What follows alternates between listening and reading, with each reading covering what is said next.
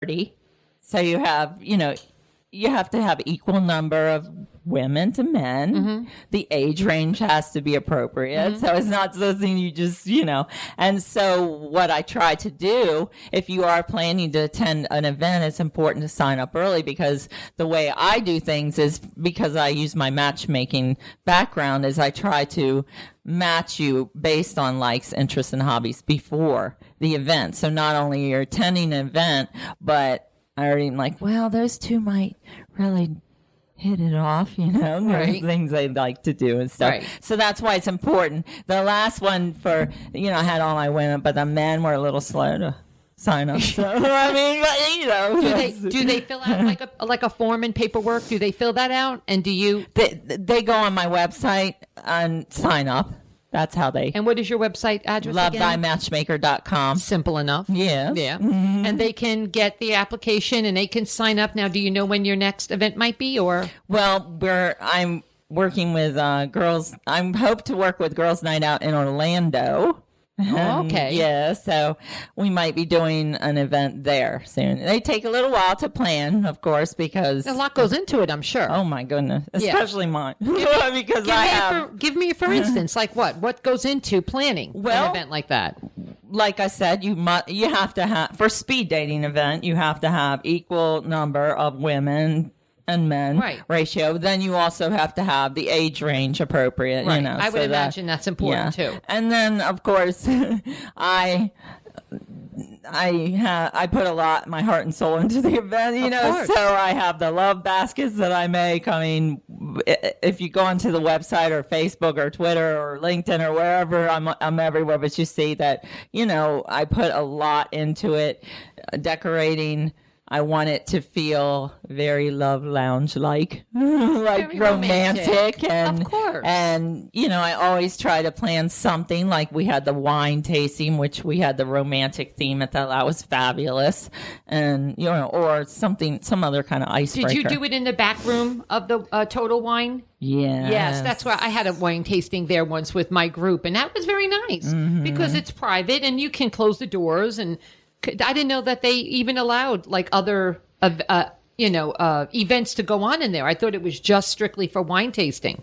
No. That's great. Yeah. Well, no, they do the wine tasting for, I think it's a half an hour before your event or whatever. But that's good because it kind of would, I think, help everybody a little bit be more at ease. Oh, it was so nice. And then, of course, I transformed that room. I mean, it was yes, I had shears hung up. You couldn't even see in, because I had the disco lights going.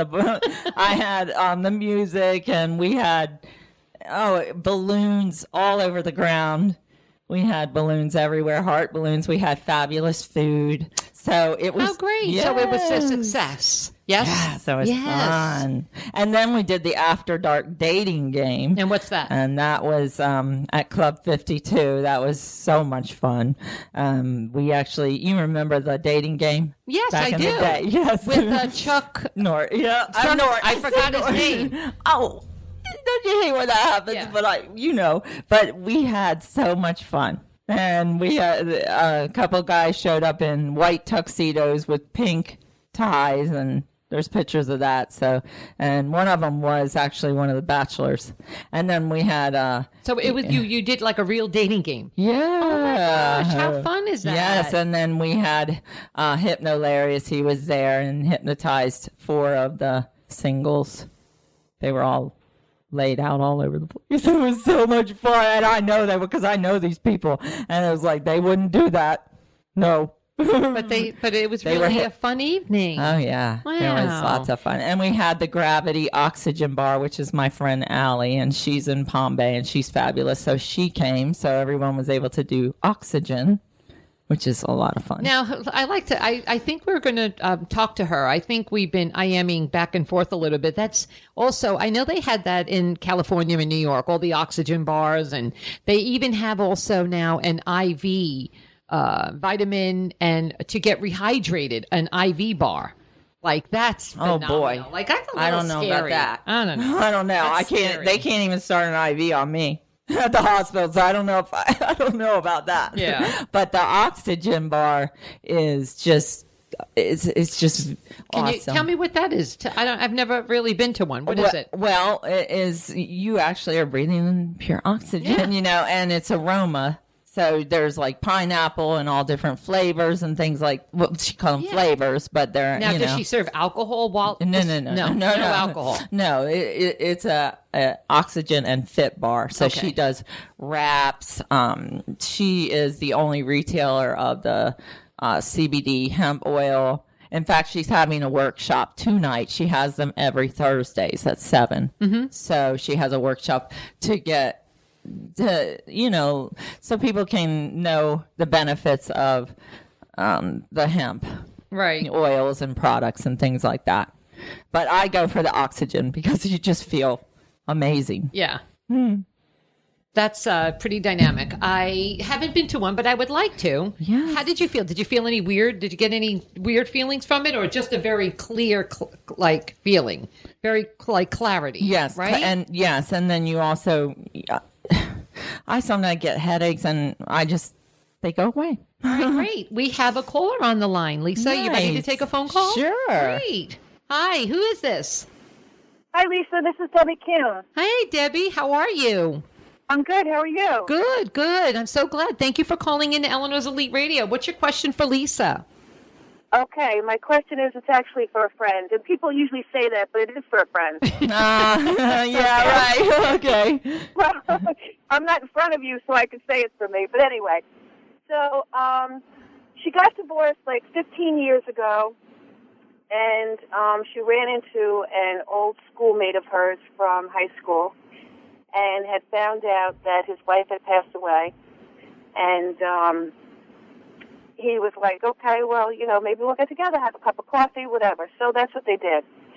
So now they are together 5 years. She is divorced 15 years, looking to settle down, and he keeps making all these excuses. So she's 59 years old, and she just got a new job, and she's got great health insurance, and now he's going on her health insurance. So she said, he can go on my health insurance and we cannot be married, but I don't know about that. But the big problem seems to be his children from, his first marriage, that they don't really accept her. Well, they wouldn't accept anybody for that matter. But Debbie, didn't you say she was 59 years old? Yes. Like She's really 59. 60 years old and he has to get approval from his children on the woman he wants to be with? That's a little sad. I agree. Yeah. This summer will be 6 years they're together. It's challenging. I know that Time. it is challenging when you're blending families. That is challenging. We deal with a lot of people that are widowed, divorced, and they have children from a previous marriage. So what advice would you give to that lady then? So basically it's the guy, Debbie, if I'm not mistaken, is it the guy who's not looking to make a move? Right.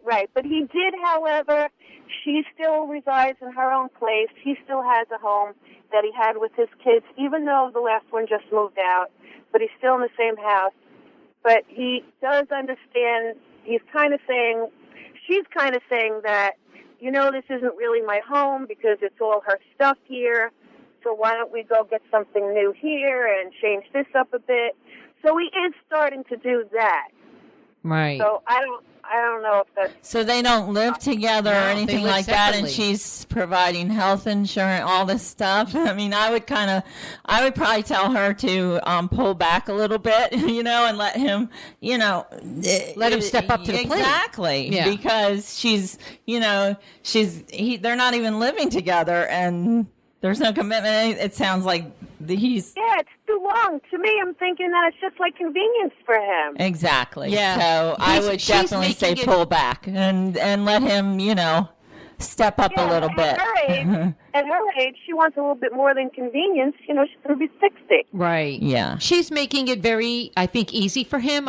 My opinion, only mine, because Lisa's the expert, but my opinion is I would, cut him short and dry and quick because, you don't want to do that either because she is of that age and it's very intimidating, I think, to go out there in a single world. Right, Lisa? Am I mistaken? No, you're not. Yeah. Right. Yeah. And she probably doesn't want to make that harsh judgment to say, hey, look, And a lot of times people are willing, they just settle because they're divorced. Right. They're lonely. Okay. And that's the wrong reason. Like you were asking me, a lot of people, I said, well, you're a matchmaker. Why are you single? Okay. Well, the reason I was in a relationship, but I walked the walk. I'm not going to get into a relationship just for the sake of that. It's very important if you want to have long-term success that you're on the same page.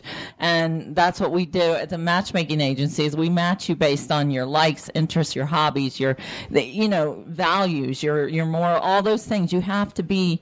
So many times opposites attract all the time, right? But what happens in 6 months? Right. It's like, boom, it's because, you get to know each other. The hormones are going to ward off and then, Well, maybe as a friend, Deb, you could kind of like coach her into, maybe pushing him a little bit further than his comfort, have him step out of his comfort zone, right? A little bit, maybe. I don't know.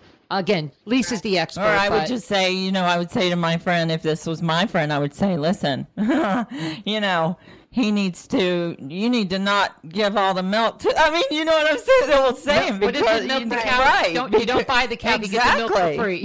Because it doesn't sound like they're not living together. And No, there's no set commitment going on, and it's going to be 6 years. Wow. Oh boy. Oh yeah. That's got to be dealt with. Otherwise, she's going to be dealing and accepting whatever he puts her way. My opinion. Yeah. Again, this is just an opinion. We're just talking like women talk and chat. But and then this happens a lot. I mean, the children. It's a big issue. But I'll tell you, when you get to be that, in that age range, who cares anymore? It's like your kids go. Like you said, the last one just moved out, so they fly the coop, and guess what? You know what? It's just you. Yeah. And your mate. So be prepared for that.